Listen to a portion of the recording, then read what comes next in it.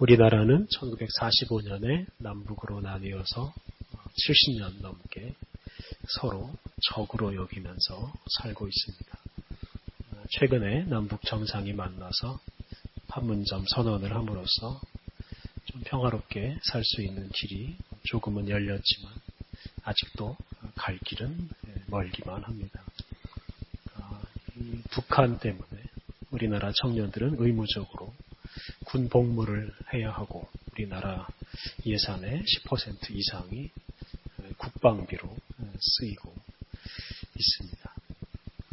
이것으로도 부족하다고 생각하기 때문에 주한미군의 도움도 받고 있습니다. 그런데 이렇게 많은 군대 또 엄청난 국방비 그리고 주한미군이 있다고 해서 우리들이 안심하고 사는 것도 아닙니다. 북한이 자신이 보유하고 있는 여러 가지 무기들, 심지어 핵무기까지 사용해서 한꺼번에 우리를 공격하는 그 전쟁으로 인한 상처가 사실 돌이킬 수 없이 큽니다. 그래서 어떤 무기나 군사력만으로 이 문제를 우리가 해결하기가 어렵습니다. 손자병법에 싸우지 않고 이기는 방법이 가장 좋은 길이고 그게 진정한 승리다 이렇게 말을 했습니다. 무기를 사용하지 않고 전쟁도 하지 않고 이길 수 있다면 그것처럼 좋은 길이 어디 있겠습니까? 그런 면에서 대화라는 게 참 필요합니다. 그런데 문제는 이렇게 사람들 사이의 대화만으로는 문제가 해결되지 않는다 하는 것입니다. 사람의 마음은 언제 바뀔지 모르고 또 사람의 마음에는 항상 죄가 있고 욕심이 있기 때문에 그렇습니다. 오늘 읽은 이 여호수아 말씀은 어떤 무기나 군사력이 아닌 어떤 제3의 방법으로 전쟁에서 승리하는 이야기입니다. 이런 승리가 진정한 승리라고 할 수 있는데 승리의 비결에 대해서 묵상해 보았습니다. 우리가 올해 구약 성경의 기도라는 주제로 성경을 창세기부터 시작해서 시대순으로 주요 인물과 그들의 기도 생활을 묵상하고 있습니다. 우리가 그동안 출애굽기부터 신명기에 이르는 그 말씀에서는 이스라엘 민족이 애굽에서 나와서 광야 생활을 하던 시대의 그 기도 생활에 대해서 묵상했습니다. 오늘 우리가 읽은 여호수아서는 이스라엘 민족이 이제 그 광야 생활도 다 청산하고 가나안 땅에 들어와서 살던 시대의 이야기입니다. 모세는 가나안 땅에 들어오지 못하고 광야에서 죽었습니다. 그리고 여호수아라는 사람이 모세를 대신하는 지도자가 되었습니다. 그리고 그 여호수아가 이스라엘 민족을 이끌고 애굽을 나온 지 40년 만에 드디어 가나안 땅에 들어오게 되었습니다. 여호수아가 이스라엘 민족을 이끌고 가나안 땅에 들어왔는데 이 가나안 땅에는 다른 사람들이 많이 살고 있었습니다. 소위 가나안 7족속, 오늘 본문에 나오는 여부스, 아모리 족속을 포함한 7족속이 살고 있었습니다. 그래서 이 가나안 땅에 들어온 이스라엘 민족의 첫 과제는 이 가나안 땅에 살고 있는 이 민족들을 다 몰아내는 것이었습니다. 가나안에 살고 있던 그 가나안 7족속은 그들의 죄악으로 자신들과 그 땅을 더럽혔기 때문에 하나님께서 그들을 가나안 땅에서 다 쫓아내시기로 작정을 하셨습니다. 그래서 이스라엘 민족은 그런 하나님의 뜻을 따라서 가나안에 살고 있는 이 민족들을 다 몰아내는 전쟁을 해야 했습니다. 그런데 전쟁을 하려면 무엇보다 군인이 필요하고 또 무기도 필요합니다. 군인의 수는 많아야 하고 또 군인은 잘 훈련되어 있어야 합니다. 무기도 강력한 무기가 필요합니다. 그래야 전쟁에서 이길 수가 있습니다. 그런데 이스라엘 민족은 기본적으로 군인이나 무기로 전쟁을 하는 게 아니었습니다. 이스라엘 민족이 가나안 땅에 들어와서 처음으로 상대한 사람들은 여리고성에 살고 있는 사람들이었습니다. 그 여리고성은 가나안 땅에서 가장 크고 강한 성이었습니다. 그런데 이스라엘 민족은 그 크고 강한 성을 또 거기에 사는 사람들을 무기로 정복하지 않았습니다.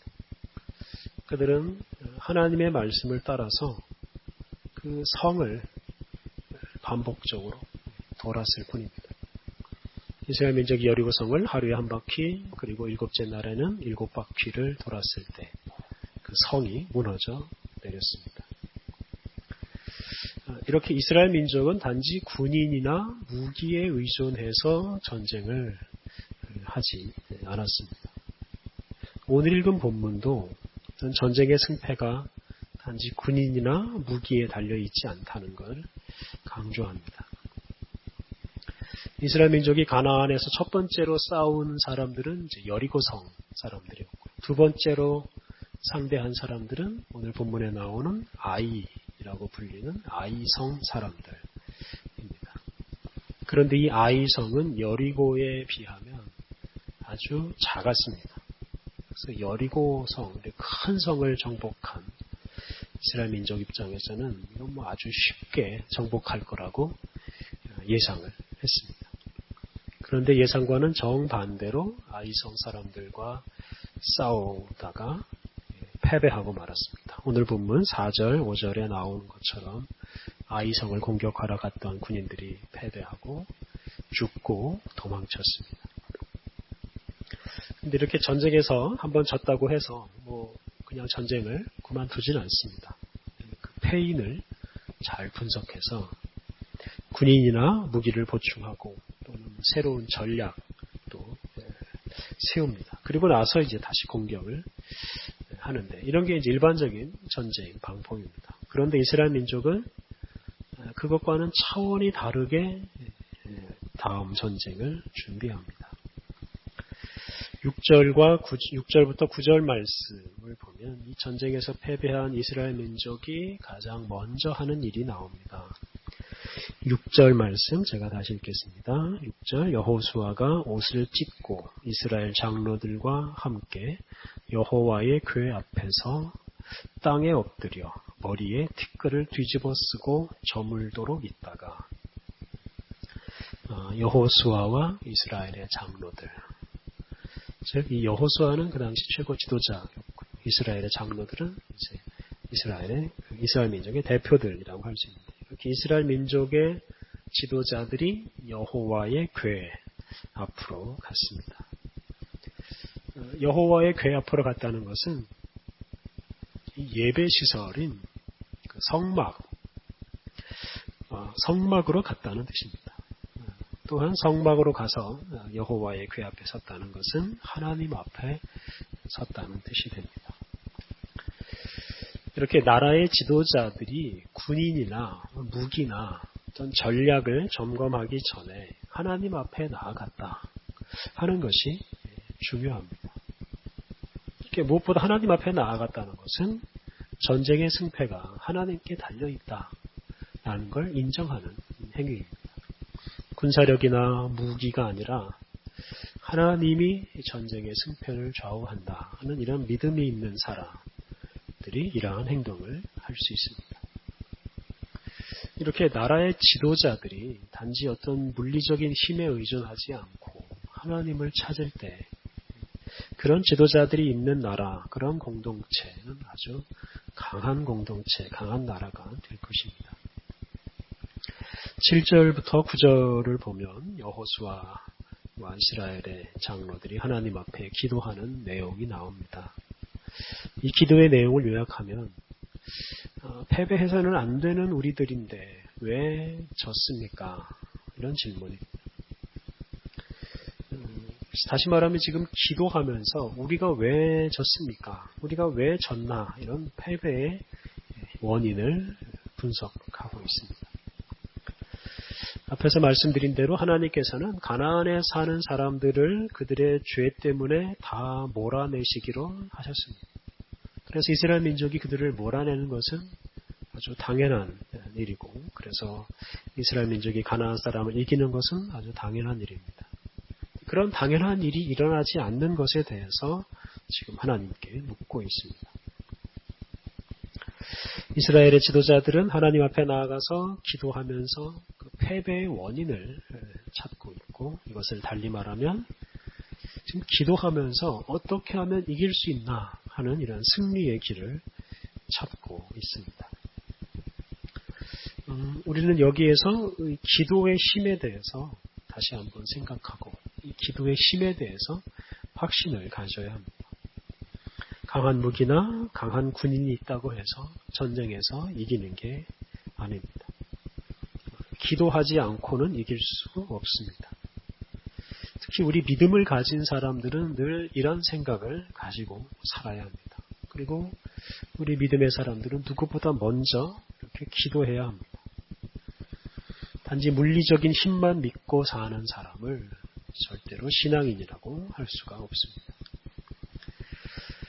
6절부터 9절 말씀으로 여호수아가 기도했을 때 하나님께서 이제 10절 이하에서 응답하십니다.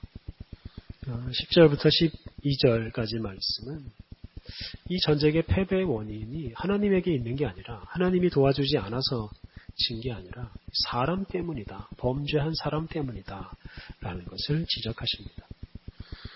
10절부터 12절 제가 다시 한번 읽겠습니다. 여호와께서 여호수아에게 이르시되 일어나라, 어찌하여 이렇게 엎드렸느냐.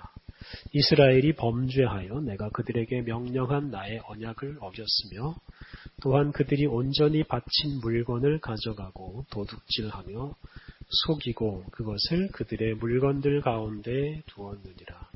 그러므로 이스라엘 자손들이 그들의 원수 앞에 능히 맞서지 못하고 그 앞에서 돌아섰나니, 이는 그들도 온전히 바친 것이 됨이라. 그 온전히 바친 물건을 너희 중에서 멸하지 아니하면 내가 다시는 너희와 함께 있지 아니하리라.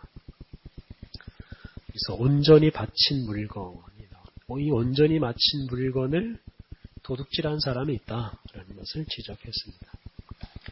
온전히 바친 물건은 하나님께 바친 물건이라는 뜻입니다. 그래서 하나님께 바친 물건이니까 이건 사람이 취할 수가 없는 겁니다.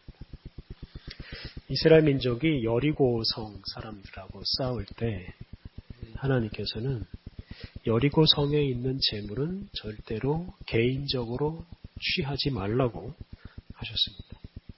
그래서 이 범죄한 가나안 사람들을 내쫓는 것이 전쟁의 목적이 되어야지, 재물에 대한 욕심 때문에 전쟁을 해서는 안 된다는 뜻입니다. 그래서 오직 하나님의 뜻을 이루기 위한 전쟁을 하라 하는 차원에서 소위 전리품에 대해서는 욕심을 내지 못하게 했습니다. 그래서 여리고성에 있는 것들은 다 하나님의 것이기 때문에, 하나님께 온전히 바친 것이기 때문에 그걸 개인이 가져가면 그건 하나님의 것을 도둑질하는 것과 같습니다. 하나님께서는 그것을 절대로 개인이 가져가지 말라고 했는데, 그 여리고성하고 전투를 할 때 아간이라는 사람이 그 여리고성에 있는 재물 중에서 금과 은과 또 좋은 옷을 취해서 자기 것으로 삼았습니다. 하나님께서 이 문제를 지적하시면서 이 문제를 해결하지 않으면 당신은 결코 이스라엘 민족과 함께하지 않겠다라고 하셨습니다. 그리고 이어지는 13절부터 15절 보면 하나님께서 이스라엘 민족에 해야 할 일들을 더 구체적으로 지시하십니다. 그 범죄한 사람을 찾아내고 그가 도둑질한 물건을 다 없애라고 하셨습니다. 그래서 이 이스라엘 민족이 전쟁에서 패배한 것은 이 아간이라는 한 개인의 범죄 때문입니다. 그리고 그 문제를 해결하는 것이 전쟁에서 승리하는 길이 됩니다. 전쟁에서 패배했을 때 여호수아와 이스라엘의 장로들은 먼저 하나님 앞에 나아갔고, 그리고 기도했습니다. 그리고 그 기도를 통해서 그 문제를 발견했습니다. 그리고 문제 해결책도 찾아냈습니다. 그들은 범죄한 아간을 찾아내고 처벌하고 그가 숨겨놓은 재물도 제거했습니다. 그리고 나서 이제 다시 아이성을 공격했을 때는 완전한 승리를 얻게 되었습니다. 여기서 또 한 가지 우리가 주목할 것이 바로 이 한 사람의 범죄가 온 나라를 패배에 빠뜨릴 수 있다 하는 것입니다. 어떤 사람의 범죄가 나라를 망하게 할 수 있다 하는 겁니다. 그런데 이것을 꼭 다른 사람이라고 생각하면 안 되고 조금 더 우리가 위기의식을 가지면서 말하려면 나 한 사람의 죄가 나라를 망하게 할 수 있다라고 생각해요. 하나님 말씀대로 살지 않는 사람, 또 그런 사람이 속한 공동체가 결코 승리할 수가 없고 승리해서도 안 됩니다. 그렇게 되면 정의가 시행되지 않기 때문입니다. 오늘 본문에서 우리가 기도에 대해서 묵상하고 있는데요. 여호수아는 기도함으로써 전쟁에서 패배한 근본 원인을 찾아냈습니다. 기도하지 않았더라면 이 패배의 원인을 어떤 군인이나 무기나 어떤 전략 같은 이런 외적이고 물리적인 요인에서만 찾으려고 했을 것입니다. 기도하지 않는 사람은 어떤 개인적인 도덕 문제, 개인적인 범죄 문제가 전쟁에 영향을 미칠 거라고는 생각을 하지 않기 때문에 그렇습니다. 우리가 기도할 때 어떤 문제의 근원까지 들어갈 수 있고 그 근원에 있는 문제를 찾아낼 수가 있습니다. 그런데 그 근원에 있는 문제가 뭐겠습니까? 그것은 우리 각 사람 또 우리 공동체의 죄의 문제가 있습니다. 그것을 찾아내는 것이 우리 기도의 과제이고 그렇게 우리의 그 기도의 과제를 찾아냈을 때는 하나님 앞에서 우리 자신과 우리 공동체의 잘못을 또한 고치는 것이 더 중요한 과제입니다. 남북의 군사적 대치 상황을 무엇으로 해결할 수가 있겠습니까? 우리 남한이 군사적으로 더 강한 힘을 갖추는 게 절대로 해결책이 될 수가 없습니다. 어떤 탁월한 지도자, 개인의 힘으로 이걸 해결하려고 해서도 안 됩니다. 또는 미국이나 중국 같은 강대국이 이런 문제를 해결할 거라고 생각해서도 안 됩니다. 근원적인 해결책은 우리 민족 전체가 또 우리 한 사람 한 사람이 하나님 앞에서 죄를 깨닫고 회개하고 잘못을 고치는 것입니다. 그리고 우리가 이런 해결책을 위해서 하나님 앞에 나아가야 하고 기도해야 합니다. 특히 우리 각 사람, 우리 자신의 죄를 깨닫고 고쳐야 합니다. 하나님 앞에 나아가지 않고 사람에게 가서 도움을 청하거나 강대국을 찾아가서 도움을 요청하는 것은 절대로 해결책이 될 수가 없습니다. 하나님 앞에 나아가지 않고 사람에게 하소연하거나 사람을 비난하는 것도 해결책이 될 수가 없습니다. 그래서 가장 근원적인 해결책은 하나님과 나 사이에 있다. 하나님과 우리 사이, 우리 안에 있다라고 믿고 누구보다 먼저 하나님을 찾고 하나님 앞에서 기도하면서 우리들의 죄, 나의 죄를 깨닫고 그 죄를 고쳐가는 것이 바로 그리스도인다운 모습입니다. 그리고 그것이 우리 자신뿐만 아니라 전쟁을 해야 하는 우리 사회의 사회 문제의 근원적인 해결책입니다. 기도는 우리 그리스도인들에게 주어진 가장 귀한 특권입니다. 우리는 정치인도 아니고 우리는 일선에서 싸우는 군인도 아닙니다. 우리는 그리스도인으로서 이 특권, 기도할 수 있는 특권, 기도하는 사명을 잘 사용해서 우리 자신과 우리 사회의 근원적인 문제를 찾아내야 합니다. 그리고 그렇게 기도하면서 그런 문제를 찾아내는 그 사람이 우리 사회 전체를 승리로 이끌어갈 수 있습니다. 그래서 우리들이 이런저런 방법을 찾아 나서거나 또는 이런저런 사람 찾아 나서기 전에 먼저 하나님 앞에 나아가기를 힘써야 합니다. 다른 사람을 의존하거나 다른 사람을 비난하거나 원망하기보다 먼저 하나님 앞에 나아가서 기도하기를 힘써야 합니다. 하나님 앞에서 나 자신과 우리가 속한 공동체의 모습을 보면서 부족한 것, 잘못된 것 찾아내고 바로잡는 것, 그것이 우리들의 사명입니다. 그리고 그런 그리스도인이 있는 공동체가 참으로 복된 공동체이고 그런 공동체가 결국 승리하게 될 것입니다. 우리들이 언제나 어디서나 먼저 하나님을 찾고 하나님께 기도하는 사람으로 살아가야 하겠습니다. 함께 기도하시겠습니다. 우리에게 기도하는 특권과 사명을 주신 하나님 감사합니다. 우리가 우리 자신이나 우리 사회 문제의 원인과 해결책을 바깥에서 찾으려 하지 않게 하옵소서. 하나님 앞에 나아가서 기도하면서 우리 자신을 하나님 앞에 비추어 보게 하옵소서. 우리 자신과 우리 공동체의 죄악과 문제를 주님 앞에 기도하며 발견하게 하옵소서. 또한 주님 앞에서 우리 자신을 바로 잡게, 바로 고치게 하옵소서. 그리하여 주님의 뜻이 우리와 우리 공동체에 이루어지게 하여 주옵소서. 또한 주님의 뜻을 가로막는 악한 세력들은 다 패배하고 다 물러가게 하옵소서. 예수님의 이름으로 기도드립니다. 아멘.